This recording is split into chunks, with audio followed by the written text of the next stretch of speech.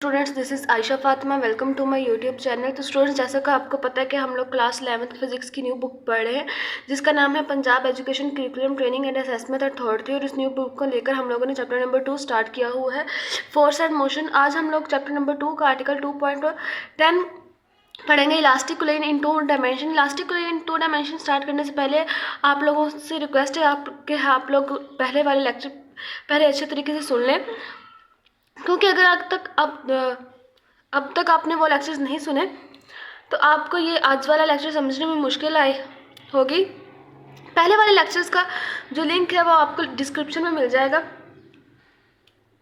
Lecture start करने से पहले आप लोगों से रिक्वेस्ट है कि प्लीज़ चैनल को सब्सक्राइब कर दें। अगर वीडियो अच्छी लगे तो लाइक करें, शेयर करें और कमेंट्स में ज़रूर बताएं कि आपको आज का लेक्चर कैसा लगा। स्टूडेंट्स, इलास्टिक कोलिन के बारे में हम लोग पता है कि हमें कौन सी कोलिन होती है। ऐसी कोलिन जिसमें kinetic law of conservation of kinetic energy भी होल्ड करता है और law of conservation of momentum भी होल्ड करता है। तो स्टूडेंट, हम लोगों ने इलास्टिक कोलिन वाले टॉपिक में मैंने आपको इलास्टिक कोलिन की अच्छे से डेफिनेशन भी पढ़ाई थी और उसकी फिजिकल एग्जांपल्स भी थी कि जब हम लोग एक हार्ड बॉल को मार्बल फ्लोर के ऊपर गिराते हैं तो वो उसकी वो अपनी इनिशियल हाइट पर दोबारा से चली जाती है, इसलिए उसकी जो काइनेटिक एनर्जी है कंजर्व रहती है। इसलिए law of conservation of kinetic energy elastic collision in 2 dimension के ऊपर होल्ड करता है। और law of conservation of momentum भी जो है कोलिन इलास्टिक हो या elastic law of conservation of momentum भी होल्ड करता है। स्टूडेंट, यहाँ पर एक सवाल है कि इलास्टिक कोलिन इन 2 डायमेंशन क्यों होती है, यानी कि इलास्टिक कोलिन इन 1 डायमेंशन क्यों हो रही थी और इलास्टिक कोलिन इन 2 डायमेंशन क्यों होती है। इलास्टिक कोलिन इन 1 डायमेंशन हमारे पास इसलिए होती है क्योंकि हम लोगों ने वहाँ पर इक्वेशंस को ईजिली एक्सप्रेस करना होता है और वी एफ की वैल्यू फाइंड आउट करनी होती है। लेकिन प्रैक्टिकली जो कोलिन होती है वो इलास्टिक कोलिन वो 2 डायमेंशंस में ही होती है। इलास्टिक कोलिन की हमारे पास ये डायग्राम है, उन्होंने कहा है कि हमारे पास कंसिडर करें एक बॉडी है जिसका मास m1 है, वेक्टर v1 वेलोसिटी के साथ मूव करती है, और एक बॉडी है जिसका मास m2 है, वो वेक्टर v2 वेक्टर वेलोसिटी के साथ मूव करती है। m1 वेलोसिटी जब m2 के साथ कोलाइड करती है तो कोलिन के बाद जो m1 है हमारे पास वो इस डायरेक्शन में मूव कर जाती है, और v1 डैश वेक्टर वेलोसिटी के साथ मूव करती है और x एक्सिस के साथ जो है एंगल θ1 बनाती है, और m2 जो है वो इस डायरेक्शन में मूव कर जाती है और v2 डैश वेलोसिटी के साथ मूव करती है और x एक्सिस के साथ एंगल जो है हमारे पास θ2 बनाती है। तो हम लोगों ने देखा था कि जब इलास्टिक कोलिन इन 1 डायमेंशन में होती है तो जो बॉडीज़ हैं कोलिन के बाद भी स्ट्रेट लाइन में मूव करती हैं, लेकिन इलास्टिक कोलिन इन 2 डायमेंशन में बॉडी जो है वो जब कोलाइड करती है तो वो डिफरेंट डायरेक्शन में मूव करती हैं और एक्स एक्सिस के साथ एंगल थीटा और एंगल θ1 और एंगल θ2 बनाती हैं। इसलिए हमारे पास ये इलास्टिक कोलिन हो रही है, इसलिए इसमें जो law of conservation of momentum है वो भी होल्ड करेगा और law of conservation of kinetic energy भी होल्ड करेगी। स्टूडेंट्स, मोमेंटम हमारे पास जो है वो एक वेक्टर क्वांटिटी है। मोमेंटम के कुछ एक्स कंपोनेंट भी है, कुछ वाई कंपोनेंट्स भी है। तो हम लोग जब रेक्टेंगुलर कंपोनेंट्स के थ्रू जब मोमेंटम को जो है वो रिजॉल्व करेंगे तो हमारे पास उसके कुछ एक्स कंपोनेंट भी आ जाएंगे और कुछ वाई कंपोनेंट्स भी आ जाएंगे। इस डायग्राम में हमें बस इतना ही बताया गया कि बिफोर कोलिन जो है वो जिस एक बॉडी है जिसका मास m1 है वो v1 वेलोसिटी के साथ मूव करती है और m2 जो है वो v2 वेलोसिटी के साथ मूव करती है, और ये दोनों बॉडीज़ जो है वो एक्स एक्सिस के अलॉन्ग मूव करती हैं। लेकिन कोलिन के बाद m1 जो है वो डिफरेंट डायरेक्शन में मूव करती है, m2 डिफरेंट डायरेक्शन में मूव करती है, m1 जो है वो कोलिन के बाद v1 डैश वेक्टर के साथ मूव करती है, m2 जो है कोलिन के बाद v2 डैश वेक्टर के साथ मूव करती है, m1 जो है वो एक्स एक्सिस के साथ जो एंगल θ1 बनाती है, m2 जो है वो एक्स एक्सिस के साथ एंगल θ2 बनाती है। जो कोलिन है वो इलास्टिक कोलिन है, इसलिए यहाँ पर लॉ ऑफ कंजर्वेशन मोमेंटम भी होल्ड करेगा, law of conservation of kinetic energy भी होल्ड करेगा। ठीक है, तो मोमेंटम हमारे पास जो है वो एक वेक्टर क्वांटिटी है। तो जब हम लोग मोमेंटम को इसके रेक्टेंगुलर कंपोनेंट्स में रिजॉल्व करेंगे तो हमारे पास कुछ एक्स कंपोनेंट भी बनेंगे, कुछ वाई कंपोनेंट्स भी बनेंगे, यानी कि मोमेंटम जो है वो बोथ एक्सिस के अलॉन्ग जो है वो मूव करेगा। चीज़ को हम लोगों ने यहाँ पर लिख दिया है कि कंसिडर 2 बॉल्स, हमारे पास 2 बॉल्स कंसिडर करें having mass m1 and m2। एक का मास m1 है, दूसरे का मास m2 है, moving in a straight line, और वो स्ट्रेट लाइन में मूव कर रहे हैं with velocities v1 and v2 respectively, यानी कि m1 जो है वो उसकी वेलोसिटी v1 वेक्टर है, m2 जो है उसकी वेलोसिटी v2 वेक्टर है। बिफोर कोलिन स्ट्रेट लाइन में मूव करते हैं। Assume the balls collide elastically बस फिर अज्यूम करें कि जो बॉल्स हैं वो इलास्टिकली कोलाइड कर जाती हैं, यानी कि जब ये दो बॉल्स हैं वो इलास्टिकली कोलाइड कर जाती हैं। इलास्टिकली कोलाइड कर मतलब कि इनमें इनका जो मोमेंटम है और काइनेटिक एनर्जी जो है वो law of conservation of kinetic energy जो है वो भी कंजर्व रहती है। तो जब दो बॉल्स आपस में कोलाइड करती हैं इलास्टिकली तो फिर वो डिफरेंट डायरेक्शन में मूव कर जाती हैं, यानी कि m1 जो है वो इस डायरेक्शन में मूव कर जाता है, m2 जो है उस डायरेक्शन में मूव कर जाता है। m1 की वेलोसिटी है v1 डैश वेक्टर, m2 की वेलोसिटी होती है v2 डैश वेक्टर। m1 जो है वो एक्स एक्सिस के साथ θ1 एंगल बनाता है, m2 जो है वो एक्स एक्सिस का θ2 एंगल बनाता है। तो हम लोगों ने यहाँ पे लिख दिया कि assume the balls collides elastically and moves in different direction after the collision balls of mass m1 moves with the velocity v1 dash vector। m1 का जो mass है वो v1 dash vector के साथ मूव करता है कोलाइन के बाद एट एन एंगल θ1 और एक्सिस के साथ जो है वो θ1 बनाता है विद एक्स एक्सिस एंड बाल of message m2 moves with velocity v2 dash और बाल जो हमारे पास m2 है जो वो कोलाइन के बाद v2 डैश वेक्टर के साथ मूव करती है at an angle θ2 with x axis और एक्स एक्सिस के साथ जो एंगल θ2 बनाती है। तो as the collision in elastic हमारे पास कोलाइन जो है वो इलास्टिक होती है।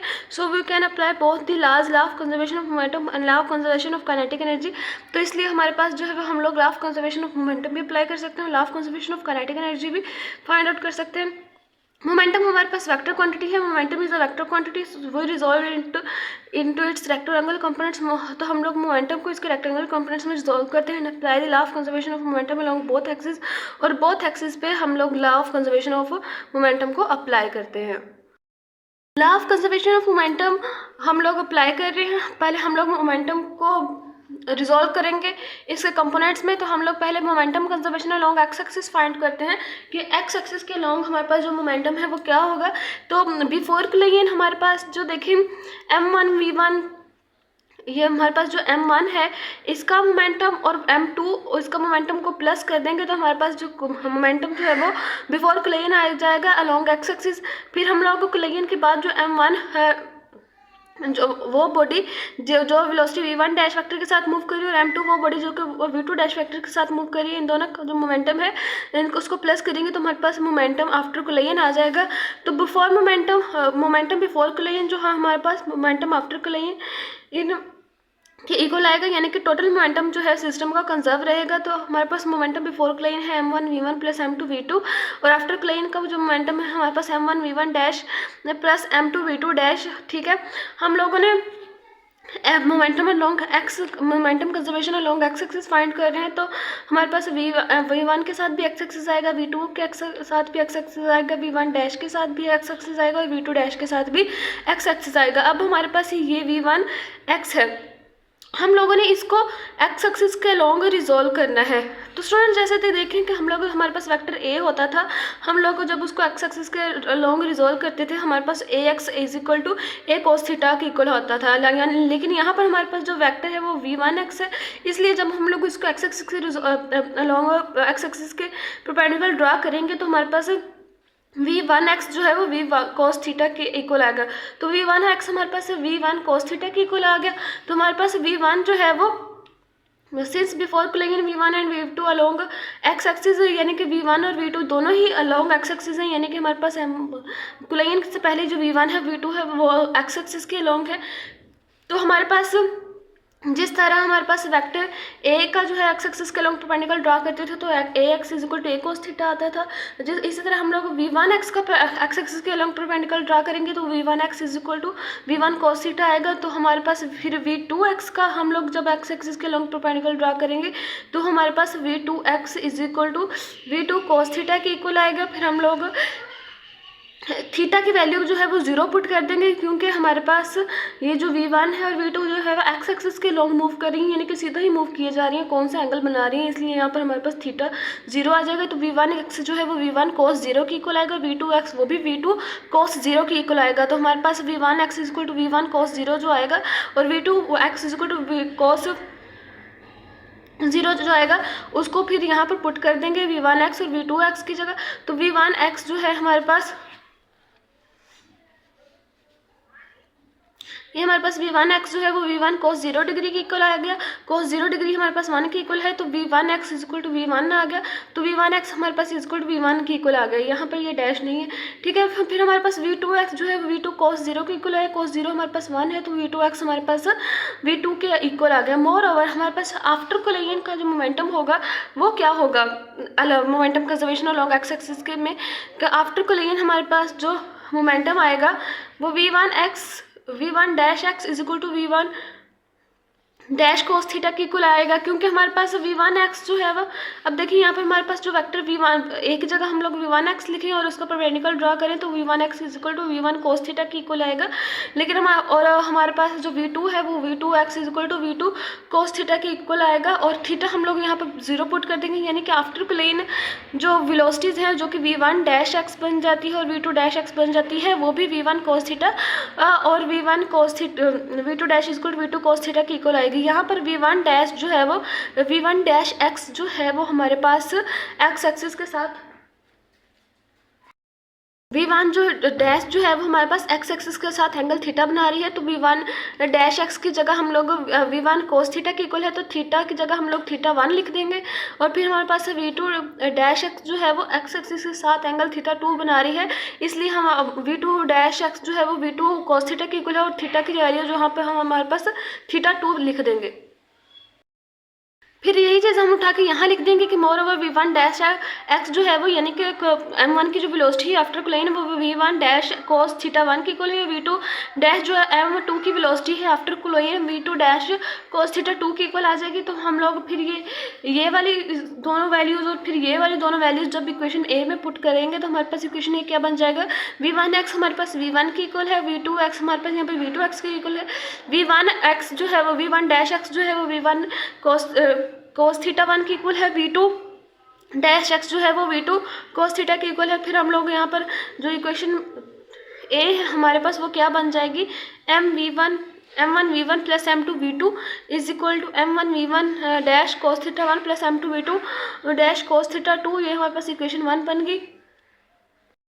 स्टूडेंट्स ये वाली डायग्राम जो है सिर्फ आपको ये चीज़ दोबारा से मैं समझा देती हूँ कि v1 डैश जो है हमारे पास v1 डैश जो है जो कि m1 की वेलोसिटी है आफ्टर कोलिजन जो है वो एंगल x एक्सिस के साथ एंगल जो है वो थीटा 1 बनाती है, और v2 डैश जो है वो हमारे पास v2 डैश जो है वो x एक्सिस के अलोंग जो है एंगल थीटा 2 बनाती है, ठीक है। हम लोग momentum conservation along x axis बना रही है कि मोमेंटम बिफोर कोलिजन जो है वो इक्वल होता है मोमेंटम आफ्टर कोलिजन से। मोमेंटम बिफोर कोलिजन हमारे पास m1 v1x होता है और प्लस m2 v2x होता है, क्योंकि हम लोग एक्स एक्सिस के अलोंग जो है वो मोमेंटम कंजर्वेशन पढ़ रहे हैं, तो इसलिए v1 के साथ x आएगा, v2 के साथ x आएगा। मोमेंटम आफ्टर कोलिजन हमारे पास जो है m1 v1 डैश x की इक्वल आ गया प्लस m2 v2 डैश की x की इक्वल आ गया, ठीक है।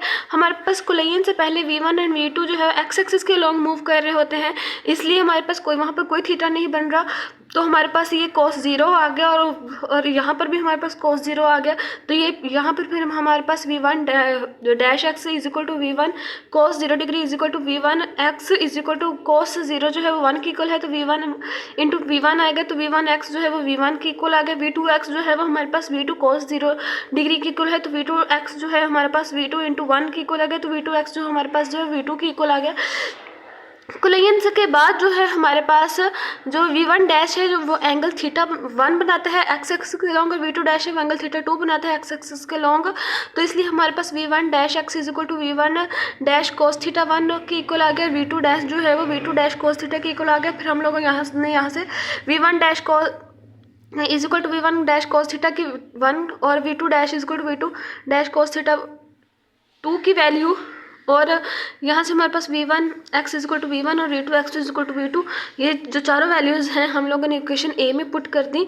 तो फिर हम लोगों ने जहाँ पर यहाँ पर v1 x की वैल्यू पुट की तो वो v1 थी, v2 x की वैल्यू पुट की तो वो v2 थी, v1 डैश x की वैल्यू जो थी वो हमारे पास v1 डैश कोस थीटा 1 की इक्वल थी, v2 डैश x की वैल्यू जो थी हमारे पास v2 डैश कोस थीटा 2 की वैल्यू इक्वल थी। तो जब हम लोगों ने ये सारी इक्वेशंस जो है वो वैल्यूज़ जो है पुट कर दी, तो हमारे पास जो इक्वेशन 1 है इक्वेशन ए है, जो ये वाली इक्वेशन थी वो हमारे पास ये बन जाएगी m1 v1 plus m2 v2 is equal to m1 v1 dash cos theta 1 plus m2 v2 dash cos theta two. तो स्टूडेंट्स इसी तरह आपकी बुक पर जो इक्वेशन 1 लिखी है वो इस तरह आती है। आप लोगों ने सिर्फ और सिर्फ इक्वेशन 1 को रटा नहीं लगाना, बल्कि आपने ये पूरा प्रोसेस लिखना है कि ये इक्वेशन 1 कैसे आई। अगर आप लोग सिर्फ और सिर्फ यहाँ पर इक्वेशन, वहाँ पर एग्जाम्स में सिर्फ और सिर्फ ये इक्वेशन 1 ऐसे ही लिखा होगे रटा मार के याद करके, तो एग्ज़ाम एक तो आप लोग भूल जाओगे एग्ज़ाम में बैठे हुए कि वो वाली इक्वेशन क्या थी। और फिर आप लोग अगर ये एक्सप्रेशन नहीं लिखोगे तो एग्जामिनर कहेगा कि सीधी सीधी इक्वेशन लिख दी है, ये आई कहाँ से, हवा से थोड़ी उड़ के आ गई। तो फिर वो एग्जामिनर क्रॉस लगा देता है पेपर पे। आप लोगों ने कोशिश करनी है कि जब पेपर में आपके पास इस तरह के क्वेश्चंस आ जाए तो या इस तरह की इक्वेशन आ जाए जिसको एक्सप्रेस करना हो, तो आप लोगों ने पूरी एक्सप्रेशन लिख देनी है, सीधा का सीधा जो है वो इक्वेशन नहीं लिख देनी। को इस तरह एक्सप्रेस करके नहीं लिखोगे तो आपके मार्क्स जो है डिडक्ट हो जाएंगे।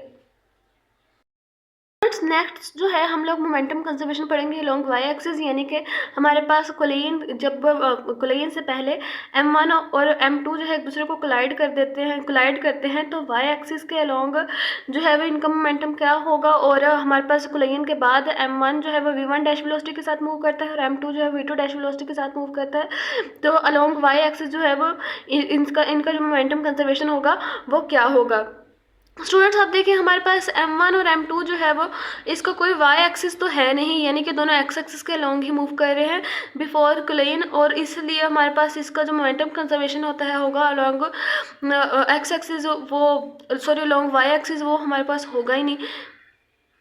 और हमारे पास जब ये दोनों बॉडीज़ कोलाइड करती हैं तो फिर वो डिफरेंट डायरेक्शन में मूव कर जाती हैं, यानी कि हमारे पास अगर मैस M1 है जो V1 डैश वेलोसिटी के साथ मूव कर रहा है, उसका कुछ x कंपोनेंट भी है कुछ y कंपोनेंट भी है। फिर हमारे पास M2 है जो कि V2 डैश वेलोसिटी के साथ मूव करता है और उसका कुछ x कंपोनेंट भी है कुछ y कंपोनेंट भी है और ये x एक्सिस के साथ एंगल थीटा बनाता है।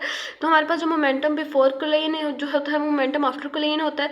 तो बिफोर कोलिन वाला मोमेंटम हमारे पास क्या होगा, यानी कि बिफोर कोलिन हमारे पास जो बॉडीज़ हैं M1 और M2, हम लोगों ने इनका अगर मोमेंटम निकालना है अलोंग वाई एक्सिस तो वह कैसे आएगा। तो हमारे पास M1 V1 plus M2 V2 है is equal to negative M1 V1 dash plus M2 V2 dash B। Sine इसलिए आया यहाँ पर, ये नेगेटिव साइन इसलिए आता है क्योंकि कोलिन के बाद ये जो बॉडीज़ हैं वो डिफरेंट डायरेक्शन में मूव कर जाती हैं, वह सेम नहीं रहती। ठीक है, तो हम लोगों ने अब M1 V1 यानी कि अलोंग वाई एक्सिस जो है वो law of conservation of momentum find out करना है। तो इसलिए यहाँ पर V1 के साथ भी y लगाएंगे, V2 y के साथ भी, V2 के साथ भी V1 डैश के साथ भी y लगाएंगे और V2 डैश के साथ भी y लगाएंगे। ठीक है, before collision there is no vertical component of velocity.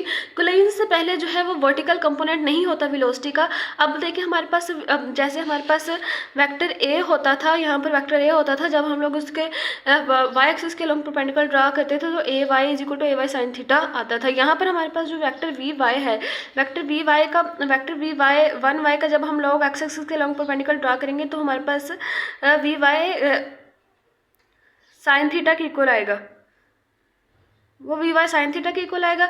इसलिए यहाँ पर हमारे पास जो VY है वो ये V वाले Y है जो हमारे पास V1Y जो है VY साइन थीटा के इक्वल आएगा। यहाँ पर हमारे पास V1Y था, फिर इसका परपेंडिकुलर ड्रा किया लॉन्ग Y एक्सिस तो VY साइन थीटा के इक्वल आ गई। नेक्स्ट हमारे पास जो है वेक्टर है V2Y है, यानी कि ये V2Y है। V2Y का जब हम लोग Y एक्सिस के लॉन्ग परपेंडिकुलर ड्रा करेंगे, Y एक्सिस के लॉन्ग परपेंडिकुलर ड्रा करेंगे तो वो हमारे पास VY साइन थीटा की इक्वल आ गया, यानी कि वो भी हमारे पास VY साइन थीटा की इक्वल आ गया। तो यहाँ पर V1Y is equal to VY sine theta और V2Y is equal to VY sine theta. लेकिन हमारे पास जो V1 वेलोसिटी है V2 वेलोसिटी है उनका y एक्सिस के अलोंग जो है वो कोई कंपोनेंट नहीं है, तो इसलिए V1Y is equal to VY sine theta की वैल्यू 0 डिग्री आ जाएगी। यहाँ पर भी थीटा की वैल्यू जो है वो 0 डिग्री आ जाएगी। तो V1Y जो है is equal to V1 sine 0 degree की इक्वल आ जाएगा। तो V1Y जो है हमारे पास साइन 0 डिग्री जो है वो 0 को इक्वल होता है।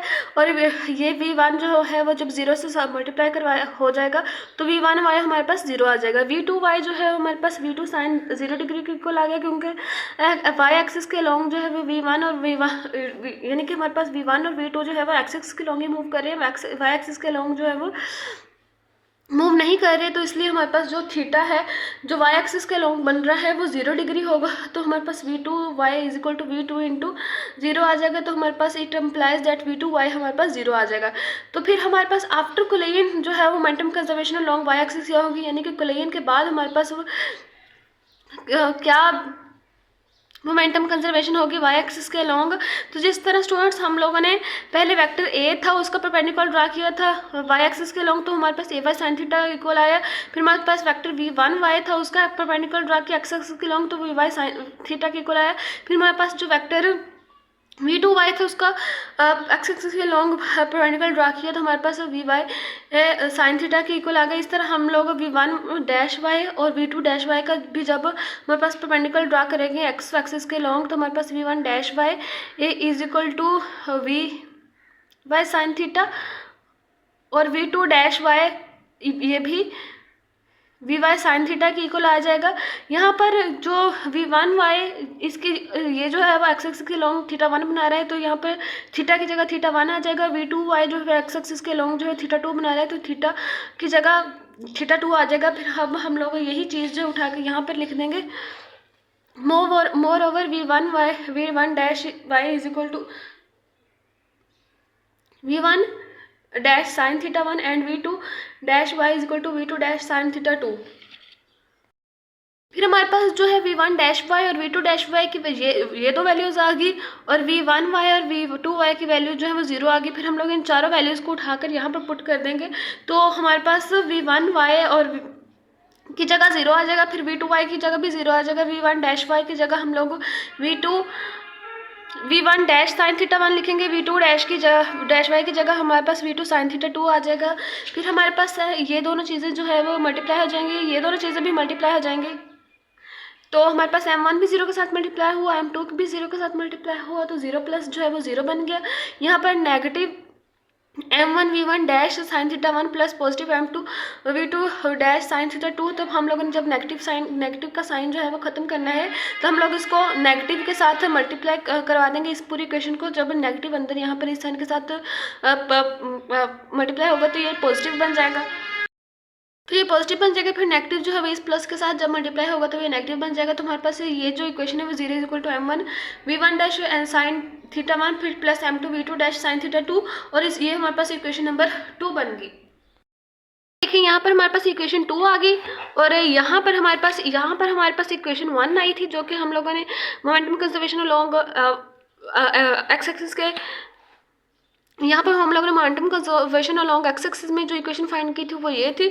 अब हम लोग momentum conservation along y axis में जो इक्वेशन फाइंड की है वो ये थी, यानी कि इसको हम लोगों ने 1 का नाम दे दिया गया, इसको 2 का नाम दे दिया गया। लेकिन यहाँ पर हम लोगों ने देखे जो वेरिएबल्स फाइंड करने हैं वो 1 2 3 4 है, यानी कि हमारे पास ये जो है 4 वेरिएबल्स फाइंड करने हैं। हम लोगों ने v1 भी फाइंड करना है, v2 भी, v1 डैश भी फाइंड करना है, v2 डैश भी फाइंड आउट करना है। तो स्टूडेंट जैसे कि हम लोगों ने पढ़ा था कि इलास्टिक कोलिजन में मोमेंटम कंजर्व रहता है, तो लेकिन जो काइनेटिक एनर्जी है वो भी कंजर्व रहती है। यानी कि जब हम लोग एक हार्ड बाल को मार्बल फ्लोर के ऊपर गिराते हैं, तो वो जो हार्ड बाल है वो दोबारा अपनी ओरिजिनल हाइट पर चली जाती है, और यानी कि जो उसकी जो इनिशियल काइनेटिक एनर्जी होती है वो उसकी फाइनल काइनेटिक एनर्जी के इक्वल होती है। यानी कि कोलिजन जो है वो इलास्टिक है, और इलास्टिक कोलिजन में हम लोगों ने यही पढ़ा था कि जो लॉ ऑफ कंजर्वेशन मोमेंटम भी होल्ड करता है, law of conservation of kinetic energy भी होल्ड करता है। तो हमारे पास जो काइनेटिक एनर्जी होगी, कंजर्वेशन ऑफ काइनेटिक एनर्जी, यानी कि बिफोर कोलिजन से पहले जो काइनेटिक एनर्जी होगी वो इक्वल होगी kinetic energy after collision. Kinetic energy का फार्मूला हमारे पास जैसा कि आपको पता है 1/2 mv² के इक्वल होता है। जब हम लोग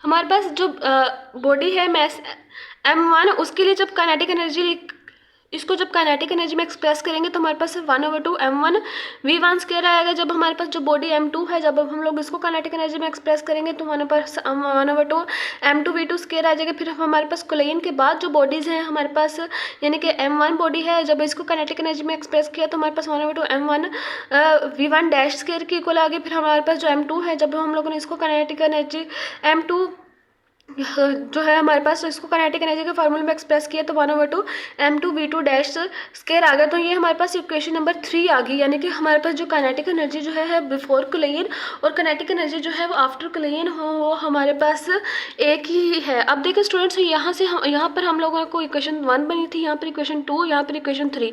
तो ये जो इक्वेशन 1, 2 और 3 है वो are useful in solving problems about elastic collision two dimension, यानी कि जो हमारे पास न्यूमेरिकल्स होंगे, यानी कि elastic collision about in 2 dimension के मुताबिक जो न्यूमेरिकल्स होंगे उनको सोल्व आउट करने के लिए हमारे पास ये जो इक्वेशन 1 है, इक्वेशन 2 है और इक्वेशन 3 है वो बहुत ज़्यादा यूज़फुल होगी। लेकिन स्टूडेंट्स, हम लोगों ने मैथमेटिक्स में एक फॉर्म पढ़ी थी कि जितने वेरिएबल्स हम लोगों ने फाइंड आउट करने होते हैं हमें उतनी ही इक्वेशंस जो है वो उनकी ज़रूरत होती है। यहाँ पर हम लोगों ने v1 भी फाइंड आउट करना था, v2 भी फाइंड आउट करना था, v1 डैश भी वेक्टर भी फाइंड आउट करना था, v2 डैश वेक्टर भी फाइंड आउट करना था। लेकिन ये हमारे पास 4 वेरिएबल्स बन गए, लेकिन इक्वेशंस जो हम लोगों ने फाइंड आउट की हैं वो 1, 2 और 3 है।